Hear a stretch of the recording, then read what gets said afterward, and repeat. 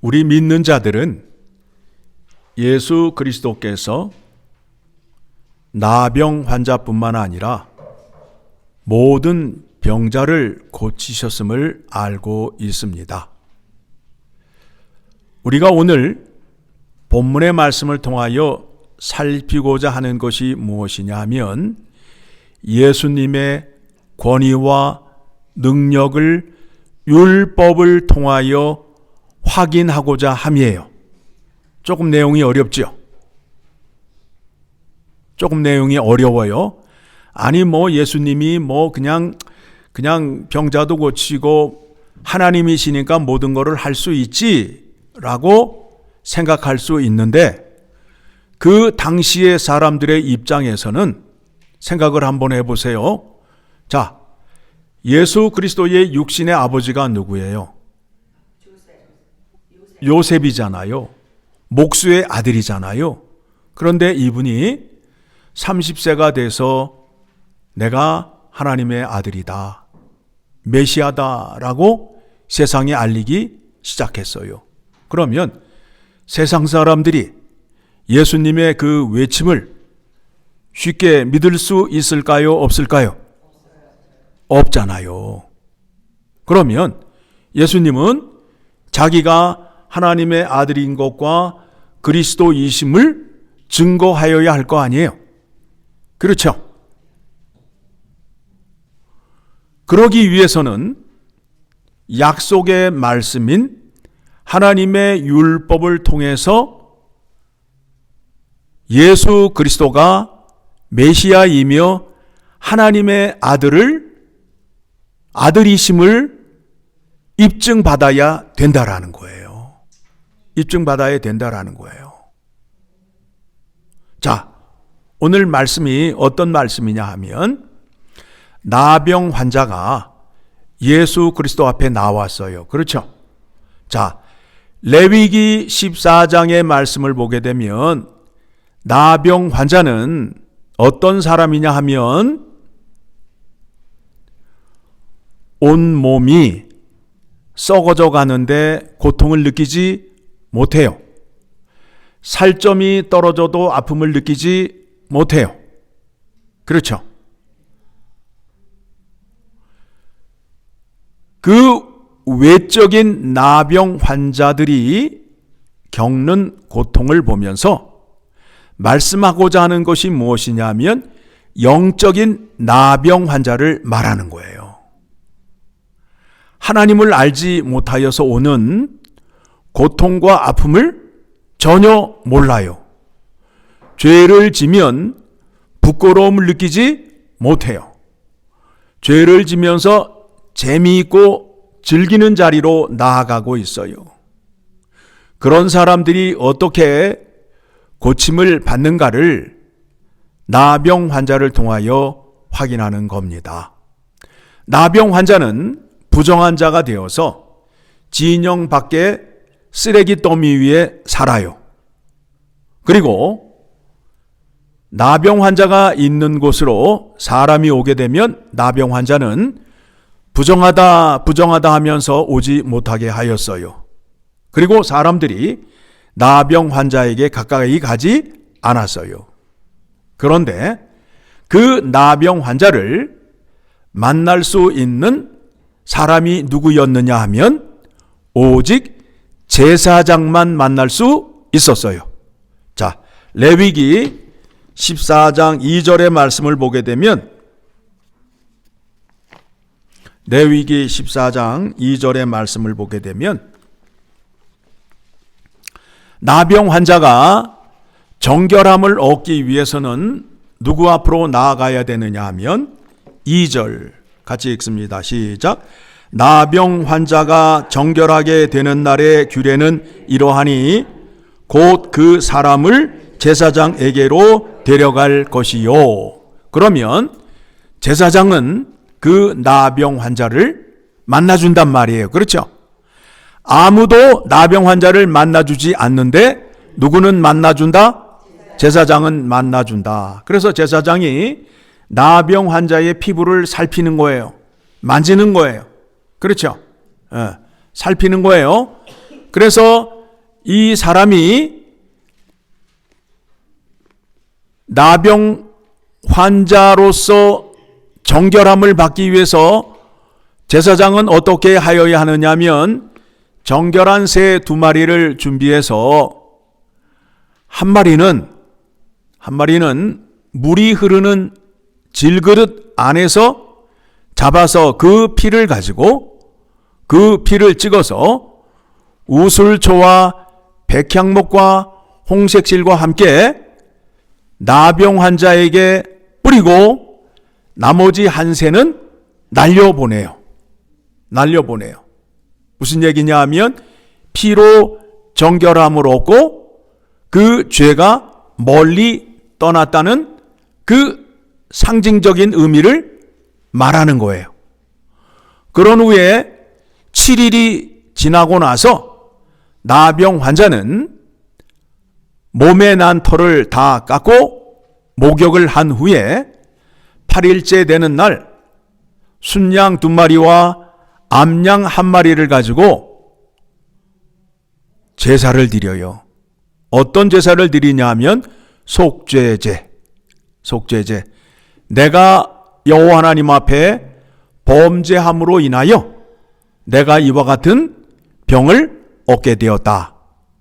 그런데 그 죄 사함을 받기 위해서 속죄제를 드리고 또 무슨 제사를 드려야 하느냐 하면 번제를 드려야 합니다.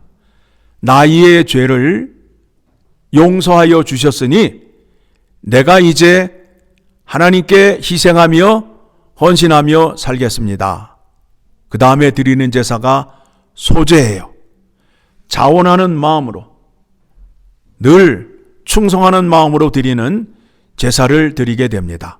그러면 나병 환자가 정결 예식을 통하여 이제 부정한 자에서 정결한 자가 되는 겁니다. 그렇죠?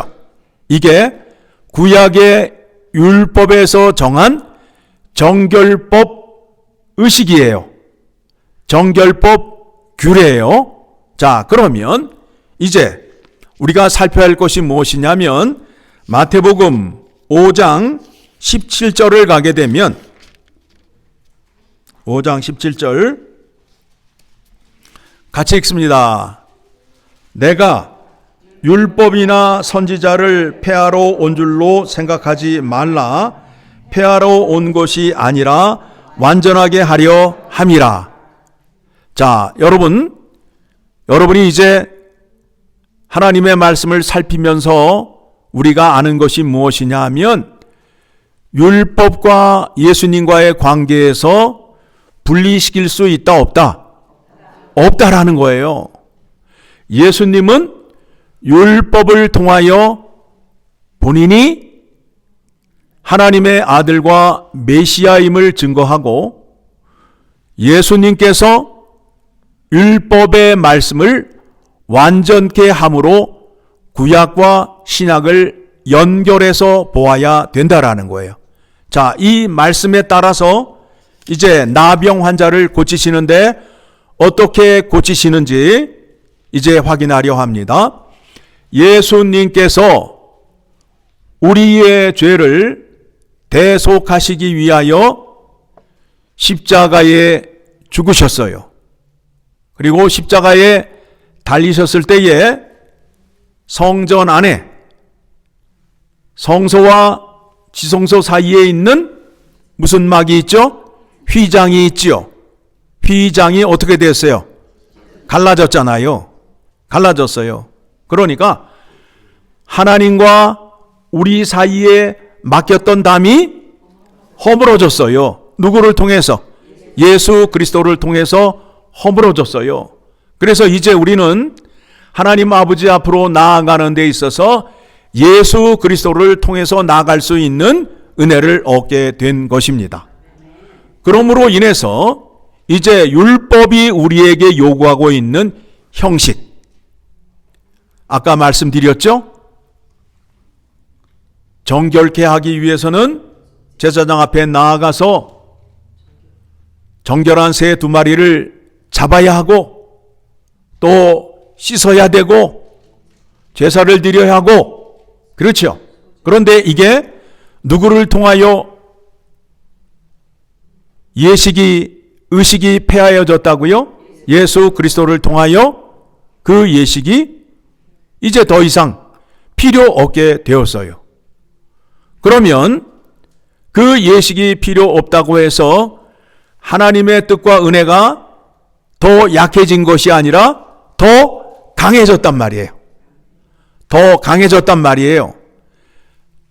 모든 내용이 예수 안에서 함축이 되어서 우리에게 더 큰 능력으로 나타난단 말입니다. 자, 오늘 말씀이 바로 그와 같아요. 자, 마태복음 8장 1절의 말씀을 보게 되면 산상수훈, 산에서 제자들에게 하나님 나라와 그의 나라 백성들이 어떻게 살아야 하는가를 말씀하시고 내려오니까 2절 같이 읽습니다. 한 나병 환자가 나와 절하며 이르되 주여 원하시면 저를 깨끗하게 하실 수 있나이다 하거늘. 그러니까 이 나병 환자의 믿음은 어떤 믿음이에요? 예수님께서 나의 병을 고칠 수 있다라고 생각을 해요. 그와 같은 믿음이에요. 구약의 말씀을 잘 아는 환자였어요. 그러므로 인해서 예수 그리스도 앞에 나왔어요. 그러면 이제 3절을 보게 되면 예수님의 반응이에요. 예수님이 어떻게 하셔요? 손을 내밀어 그에게 대시며 이르시되. 그러니까 구약에서 제사장이 나병 환자를 대할 때에 어떻게 했다고요? 만져서 그를 정결케 하는 그 직무를 수행했잖아요. 예수님도 지금 뭐라고 그래요? 손을 내밀어 그에게 대시며 이르시되 내가 원하노니 깨끗함을 받으라. 그러니까 내가 이 땅에 온 것은 병든 자를 고치러, 영혼이 병든 자, 영혼이 죽은 자를 내가 고치고 살리러 왔노라 라고 말씀을 하시는 거예요. 그렇죠? 그러면서 하시는 말씀이 뭐예요? 깨끗함을 받으라 하시니 즉시 그의 나병이 깨끗하여 진지라. 자, 구약에서는 나병 환자가 깨끗하게 되기 위해서는 그와 같은 예식을 거쳐야 되는데 예수 그리스도 안에서는 예수님의 말씀 한마디면 어떻게 돼요? 깨끗해지잖아요. 그래서 우리가 예수 그리스도를 붙잡고 예수 그리스도를 믿는 이유가 바로 거기에 있어요. 예수 안에는 놀라운 능력이 있는 거예요. 그래서 여러분들이 어려움을 당하고 힘든 일이 있게 되면 어떻게 하시라고요? 예수 그리스도 앞으로 나오시라고요. 그래서 예수님께서 뭐라 말씀하셔요? 마태복음 11장 28절을 보게 되면 뭐라고 말씀하셔요? 수고하고 무거운 짐진 자들아 다 내게로 오라. 내가 너희를 쉬게 하리라. 여러분이 무거운 죄짐을 들고 오면 예수님께서 멀리서 보시는 것이 아니라 손을 내밀어 여러분을 맞이하시고 여러분에게 손을 대며 이르시되 이 죄짐은 내가 맡겠노라. 그리고 너를 쉬게 하겠다라고 말씀하셨어요? 안 하셨어요? 하셨지요. 이 말씀을 믿는 자는 예수님 앞에 나와서 자기가 어려움을 당할 때에 기도해요. 그런데 이 말씀을 믿지 못하는 자는 자기 혼자 끙끙거리고 자기가 해결하려고 그래요. 그런데 해결이 돼야 안 돼요? 안 되잖아요. 그렇죠? 하나님이 이렇게 말씀하셨는데 이 말씀을 안 지키시면 안 되잖아요. 내가 왜 은혜를 못 받는 거예요? 하나님의 말씀에 대한 확신이 없고 하나님의 약속의 말씀을 믿지 못하기 때문에 마음의 의심이 가득하기 때문에 주님 앞에 나오지 못한다라는 겁니다. 그러면서 하시는 말씀이 뭐예요? 나는 마음이 온유하고 겸손하니 나의 멍에를 메고 내게 배우라. 배우셔야 돼요. 배우셔야 돼요. 예수님의 말씀을 들으셔야 돼요. 예수님을 따라가셔야 돼요. 그러면 그 다음에 뭐가 나와요? 그리하면 여러분, 그리하면을 빼시면 안 돼요. 내가 가르쳐 분부한 것을 지키게 하라라고 말씀하잖아요. 지키셔야 돼요. 순종하는 자리로 가셔야 돼요. 그러면 너희 마음이 쉼을 얻으리니 이는 내 멍에는 쉽고 내 짐은 가벼움이라 하시니라. 쉬워요. 말씀에 순종하고 그 말씀대로 따라가면 된다라는 거예요. 그런데 우리 생각으로 내가 아이디어를 내고 내가 지혜를 내고 내가 하려니까 힘들고 어려운 거예요. 이미 그 길을 누가 알고 계셔요? 예수님이 알고 계시고 예수님이 그 길을 말씀하여 주시면서 그 길을 너 혼자 가라는 거예요? 아니면 나와 함께 가자는 거예요? 예, 나와 함께 가자는 거 아니에요. 이게 성경의 믿음의 약속 아니에요. 이렇게 하시게 되면 우리의 삶이 힘들까요? 어려울까요? 아니면 쉬울까요? 쉬울 수밖에 없잖아요. 자, 그러면 이제 다시 돌아가게 되면 깨끗함을 얻었어요. 깨끗함을 얻었지요. 그러면 4절에 가게 되면 예수님께서 뭐라 말씀하시느냐 하면 내가 너에게 병고침을 주었는데 그 병고침을 누구에게 가서 확인하라는 거예요? 제사장에게 가서. 그러면 제사장은 율법의 말씀대로 그 절차를 따라 그 사람의 정결함을 선언하는 자가 되잖아요. 예수님께서 나병 환자를 고쳤는데 율법이 요구하는 정결 예식을 만족시켜요, 안 시켜요? 만족시켜요, 안 시켜요? 시키잖아요. 예수님 안에 말씀으로 나병 환자가 깨끗함을 얻었는데 제사장이 봐도 흠잡을 수 없을 만큼 정결한 자가 되었음을 확인시켜 주는 겁니다. 그래서 오늘 설교의 제목이 무엇이냐 하면 여러분 설교의 제목을 한번 보시죠. 뭐로 되어 있어요?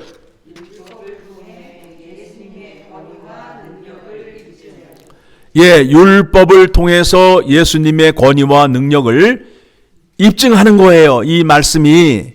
그러므로 인해서 예수님은 하나님이 원하시는 율법의 요구를 만족시키는 거예요. 예수님이 이 땅에 오셔서 아버지의 뜻과 아버지가 원하시는 것을 다 이루셨잖아요. 그 말씀이 무엇이냐면 율법의 요구를 충족시킨 거예요. 그러니까 예수님이 이 땅에 오셔서 많은 공생의 사역을 하셨는데 그 공생의 사역을 하실 때에 나도 하나님이니까 내 마음대로 권능과 능력을 나타내겠다가 아니라 아버지께서 요구하시는 대로 아버지가 원하시는 대로 그 뜻을 이루시겠다라는 거예요. 그러므로 인해서 아들이 누구를 기쁘게 했다고요? 아버지를 기쁘게 했어요. 이와 같은 모습을 우리에게 보여주심으로 인하여 우리도 믿음 생활하는 데 있어서 내 마음, 내 뜻대로 하는 것이 아니라 아버지의 뜻대로 순종하는 자리로 나아가야 누가 기뻐하신다고요? 하나님 아버지가 기뻐하신다라는 거예요. 그런데 많은 사람들이 믿음 생활하면서 착각하는 것이 무엇이냐면 내가 기뻐야 된다는 거예요. 하나님은 둘째 문제예요. 내가 기뻐해야 된다는 거야. 그래서 찬송도 누가 기뻐하는 거? 내가 기뻐하는 거. 예배도 누구의 마음에 들어야 돼요? 내 마음에 들어야 되고. 교회도 하나님의 뜻보다 누구의 뜻대로? 내 뜻대로 돼야 되잖아요. 이렇게 되게 되면 하나님 앞에 온전한 자로 설 수 없어요. 예수님이 오셔서 나병 환자를 고쳐주시면서 하나님 아버지의 요구를 충족시켜 주심을 오늘 말씀을 통해서 확인하였어요. 그리고 그 은혜를 받은 자는 나병 환자가 이제 정결함을 받았어요. 그래서 그 사람은 어떤 자가 되었느냐 하면 예수 그리스도 안에서 새로운 피조물이 되었어요. 새로운 피조물이 되었어요. 고린도후서 5장 17절을 가게 되면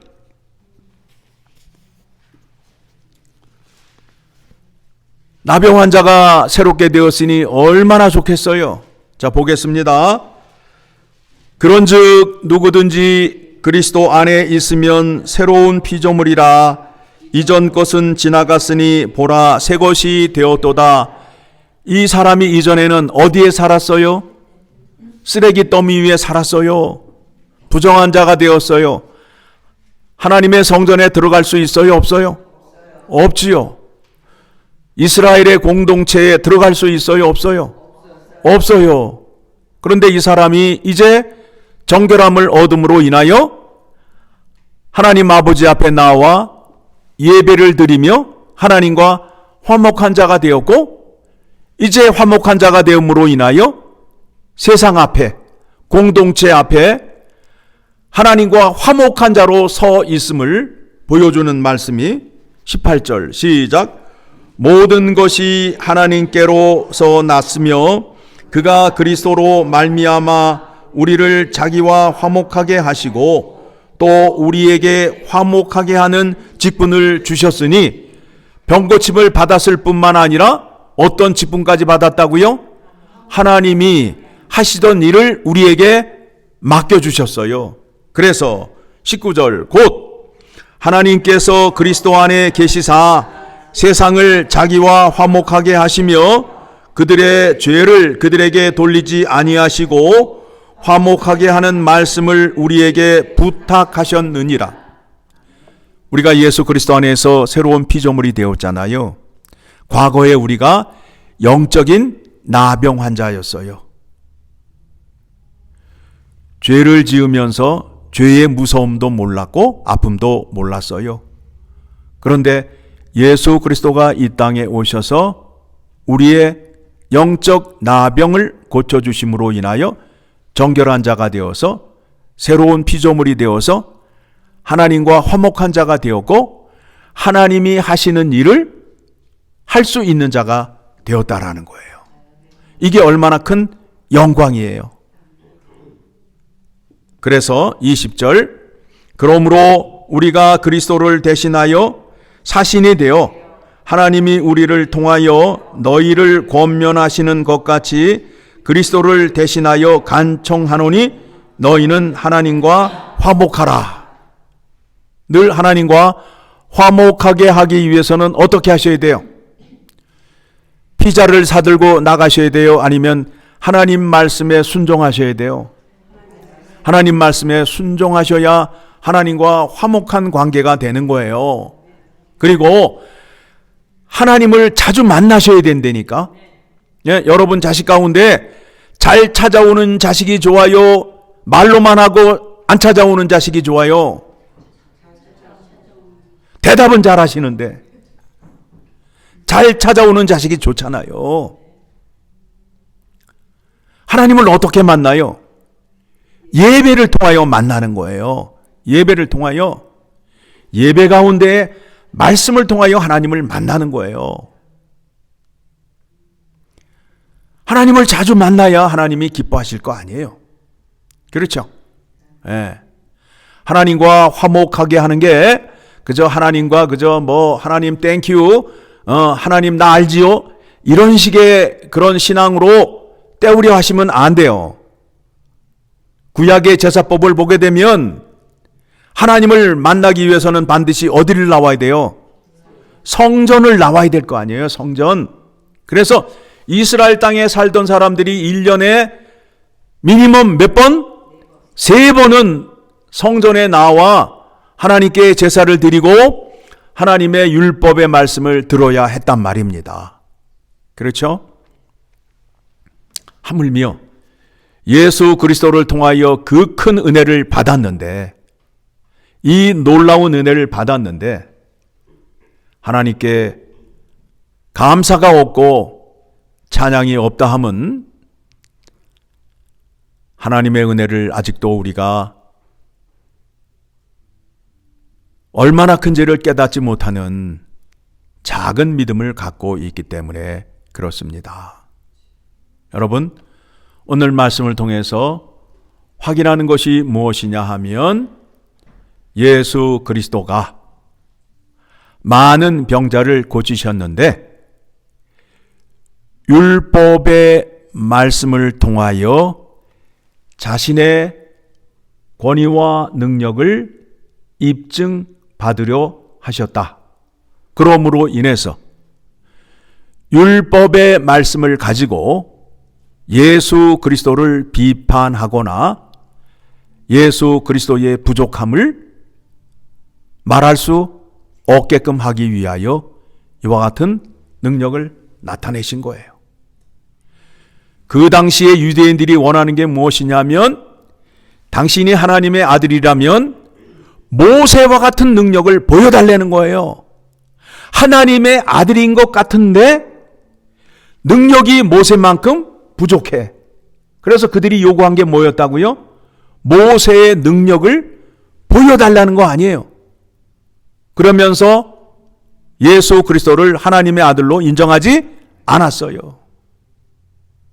그런데 병자를 고침 속에 모세보다 훨씬 더 능력이 있으시고 권위가 있음을 보여주심으로 인하여 예수 그리스도를 믿게 하는 자리로 나오게 된 거예요.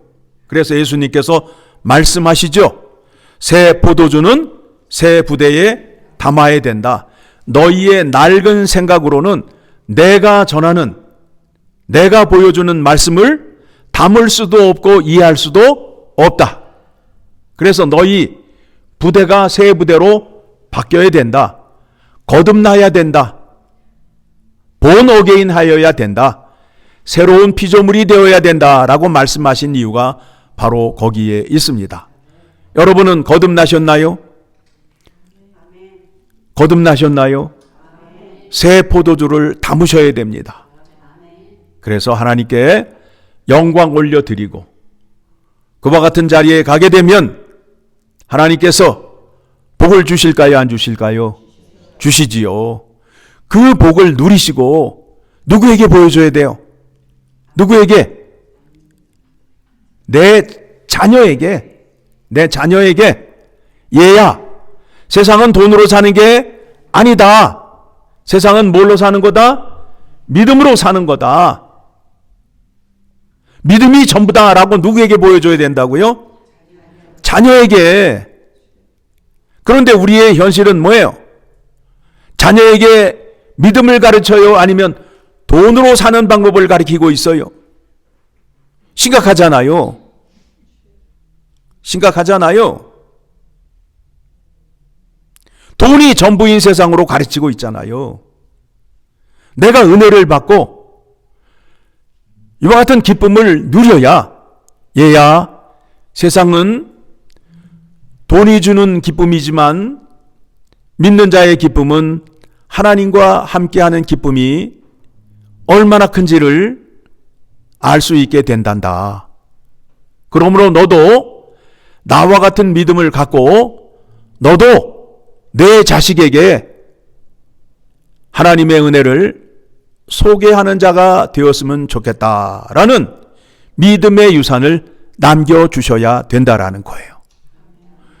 그렇게 하기 위해서는 하나님과 날마다 화목한 자가 되셔야 돼요. 어떻게 화목해야 된다고요? 하나님을 만나셔야 돼요. 그 만남이 예배를 통하여 이루어짐을 기억하시고 예배의 열심인 여러분 되시기를 간절히 소망합니다.